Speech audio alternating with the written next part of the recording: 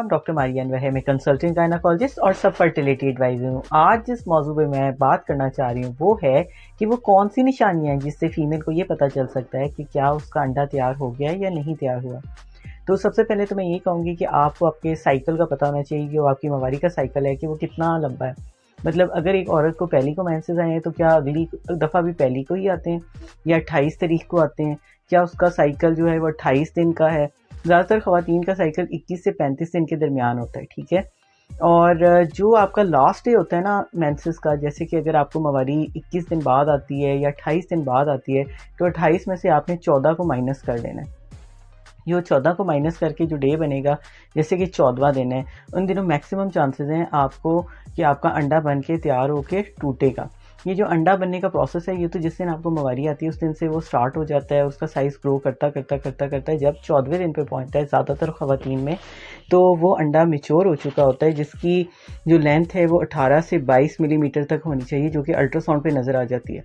और फिर उसके बाद वो अंडा जब टूटता है तो आदमी का जब स्पर्म उसके साथ मिलता है तो हमल होने के चांसेस मैक्सिमम हो जाते हैं। तो वो फीमेल्स जो कि प्रेगनेंसी चाह रही हैं और वो ये चाहती हैं कि उनको प्रेगनेंसी हो जाए जल्द से जल्द, तो उनको चाहिए कि इस स्टेज पे ख़ास तौर पे वो मिले ताकि मैक्सिमम चांसेस हैं प्रेगनेंसी होने के। जो स्पर्म होता है वो 3 to 7 डेज़ के लिए फ़ीमेल बॉडी के अंदर अलाइव रहता है, लेकिन मैक्सिमम 3 डेज़ के लिए रहता है, जो गुड क्वालिटी स्पर्म है।